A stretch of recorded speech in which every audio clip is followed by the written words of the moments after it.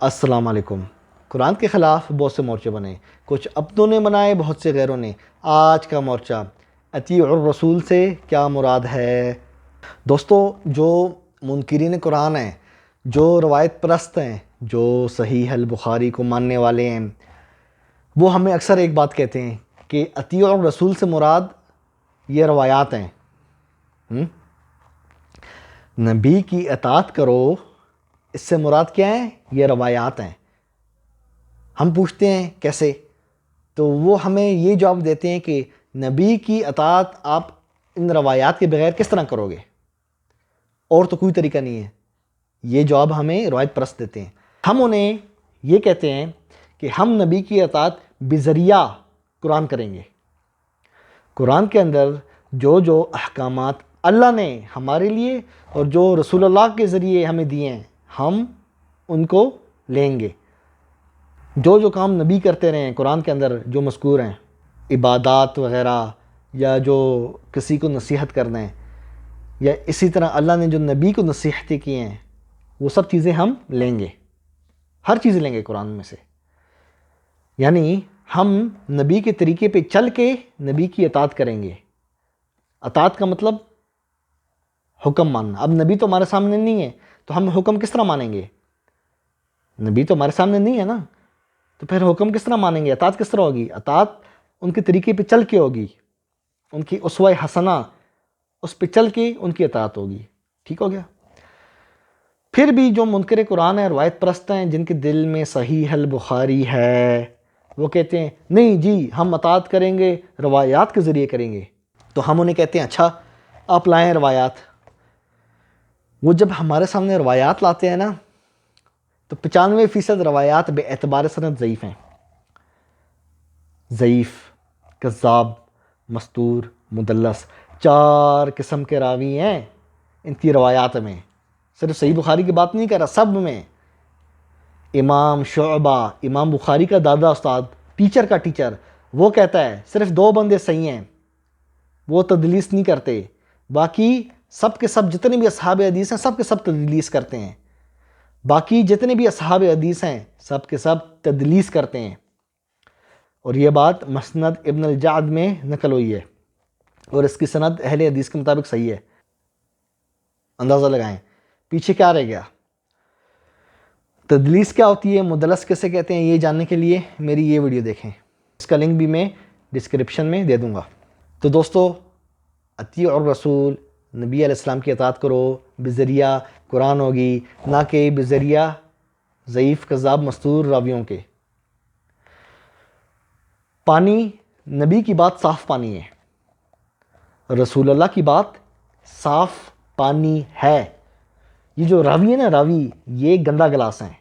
آپ مجھے گندے گلاس میں پانی دو گے جس میں مچھر بھی مارا ہوا ہے، مٹی بھی لگی ہے، گندگی بھی ہے، میں نہیں پیوں گا۔ سمجھ رہے ہو؟ ضعیف، کذاب، مستور، مدلس، 4 قسم کے راوی، ان کے ذریعے جو بات گھوم پھر کے نبی سے منسوب ہماری طرف آ رہی ہے، تو ہم کس طرح مانیں کہ یہ بات نبی کی ہے؟ گندے گلاس والی مثال اپنے ذہن میں رکھنا، پانی صاف ہے، گلاس گندا ہے۔ نبی کی بات جب ان راویوں کے ذریعے ہمیں آئے گی، جس طرح نافع ہے، ابن عمر کا شاگرد، وہ اختلاط کا شکار ہو چکا تھا۔ اب ہمیں کیا پتہ کون سی روایت اختلاط سے پہلے کی ہے، کون سی حافظہ دماغ خراب ہونے کے بعد کی ہے، اور کون سی حافظہ خراب ہونے سے پہلے کی ہے۔ ابو ہریرہ رضی اللہ عنہ، ان کی روایات، ابراہیم نخعی تابعی، وہ کہتا ہے کہ ہم نہیں لیتے، ساری روایات نہیں لیتے، اور وہ اسرائیلیات بھی بیان کرتے ہیں۔ لمبی لسٹ ہے بھائی، لمبی لسٹ ہے۔ ہم کوئی پاگل نہیں ہے کہ رسول اللہ سے منسوب کوئی چیز نہیں لے رہے، کوئی وجہ ہے۔ وجہ تلاش کرو، وجہ سوچو یہ بندہ کیوں نہیں لے رہا، یہ لوگ کیوں نہیں لے رہے۔ بڑی تعداد میں لوگ کتاب اللہ کی طرف آ رہے ہیں، بڑی تعداد میں لوگ قرآن کی طرف آ رہے ہیں، کیوں نہیں لے رہی یہ روایات؟ کوئی تو وجہ ہوگی نا۔ آپ رسول اللہ کے سب سے قریب کس کو سمجھتے ہیں؟ یہ جو آپ لوگ ویڈیو دیکھتے ہو، میں آپ سے بات کر رہا ہوں، آپ لوگ نبی علیہ السلام کے قریب کس کو سمجھتے ہو؟ آپ بولو گے نبی کی جو اہل بیت ہیں یعنی ان کی بیویاں، قرآن کے مطابق صرف بیویاں اہل بیت ہیں۔ اب بیویاں تو ہر وقت گھر میں ہوتی ہیں، ساتھ ہوتی ہیں، ہاں۔ اب مجھے بتائیں حضرت عائشہ کو چھوڑ کے اور بیویوں سے کتنی روایات مروی ہیں؟ آپ حضرت ابو بکر سے ہی مجھے ثابت کر دیں کتنی روایات مروی ہیں۔ آپ کہتے ہیں نبی کی 4 بیٹیاں ہیں، تاریخ میں آیا نبی کی 4 بیٹیاں ہیں، مجھے نبی کی 4 بیٹیوں سے ایک روایت بتا دیں جس کی سند صحیح ہو، سند۔ زیادہ تر میں ابن شہاب الزہری گھسا ہوا ہے، مدلس، اور جس کا حافظہ بھی خراب ہو چکا تھا، جس کو آخر میں لیث بن سعد نے بھی اسی وجہ سے چھوڑ دیا کہ اس کا حافظہ خراب ہو چکا ہے۔ تو مجھے بتائیں پھر اطیع الرسول کس طرح ہوگا؟ آپ اطیع الرسول کس طرح کرتے ہو؟ آپ بولتے ہو جی ہمیں روایت آئی ہے۔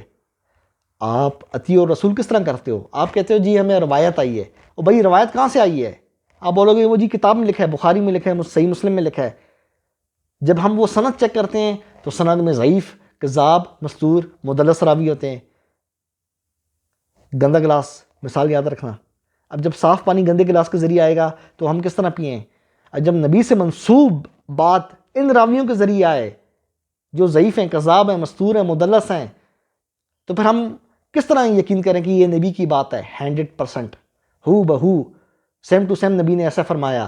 اور یہ جو بات آ رہی ہے وہ ان لوگوں کے ذریعے آ رہی ہے جو کہ خود مجروح ہیں، جن کی خود کی عدالت ثابت نہیں ہے، ان راویوں کی۔ سمجھ رہے ہیں آپ؟ اسی وجہ سے کہتا ہوں اطاعت رسول، اطیع الرسول، اطاعت رسول بذریعہ قرآن ہوگی، صرف بذریعہ قرآن ہوگی۔ قرآن بھرا پڑا ہے نبی کی سیرت سے۔ سورہ تحریم پڑھو، سورہ احزاب پڑھو، بے شمار صورتیں ہیں، پڑھو۔ نبی کا اسوہ حسنہ جگہ جگہ لکھا ہے، جگہ جگہ اللہ پاک نے جس طرح نبی کو مخاطب کیا ہے اور جس طرح نبی علیہ السلام کے حالات بتائے ہیں، آپ ان سے نتیجہ اخذ کر سکتے ہو۔ وہ نتیجہ اخذ کر کے آپ پھر اس طرح نبی کے طریقے پہ چل سکتے ہو۔ آپ نبی کے طریقے پہ جب چلو گے تو نبی کی اطاعت آٹومیٹیکلی ہو جائے گی۔ یہ فوجی ہے، یہ اپنے جرنل کی اطاعت کرتا ہے، کیا مطلب؟ یہ اس کا حکم مانتا ہے، ایسا ہی ہے نا؟ میرا ڈرائیور میری اطاعت کرتا ہے، کیا مطلب؟ یعنی میرے حکم مانتا ہے، جو میں کہتا ہوں وہ کرتا ہے۔ سمجھ رہے ہیں؟ نبی کی اطاعت ہم بذریعہ قرآن کریں گے۔ دوستو آخری عقلی دلیل دینے جا رہا ہوں۔ یہ جو لوگ کہتے ہیں نا کہ نبی کی اطاعت روایات کے ذریعے ہوں گی، تو پہلی جو کتاب ہے نا جو موطا مالک، وہ 150 ہجری کے آگے پیچھے لکھی گی، اور تاریخ دانوں کے مطابق نبی کی وفات 11 ہجری کو ہوئی، یعنی 11 ہجری سے لے کے 150 ہجری تک، 11 ہجری سے لے کے 150 ہجری تک لوگ کیا مطلب اطاعت رسول نہیں کرتے تھے؟ کس طرح کرتے تھے؟ ایک بندہ 80 ہجری میں پیدا ہوا ہے، 150 ہجری تک یعنی جب موطا لکھی گئی اس کی عمر 70 سال ہے، تو وہ اطاعت رسول کس طرح کرے گا؟ کیا 70 سال انتظار کرے گا یا وہ قرآن کے ذریعے اطاعت رسول کرے گا؟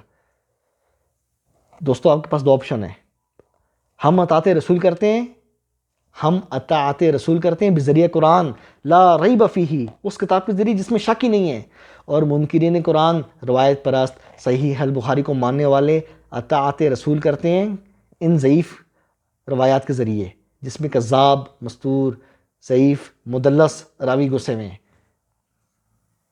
اور خوش ہوتے ہیں کہ دیکھا نبی نے یہ فرمایا اور ہم نے اس پہ عمل کیا۔ آپ سند چیک کرتے ہیں، آپ بولتے ہیں یار یہ راوی تو مجروح ہے، یہ تو ضعیف ہے، اور اس کا استاد تو مدلس ہے، یہ بات تو نبی سے ثابت ہی نہیں ہے۔ پھر ان کی شکلیں دیکھنے والی ہوتی ہیں، اور یہ گواہی خود امام بخاری کے دادا استاد شعبہ نے دی کہ ان 2 بندوں کو چھوڑ کے 95% یعنی ان 2 بندوں کو چھوڑ کے باقی جتنی بھی اصحاب حدیث ہیں سب کے سب مدلس ہیں، یعنی سب کی چھٹی کر دی، پوری کلاس فیل کر دی سوائے 2 اسٹوڈنٹس کے۔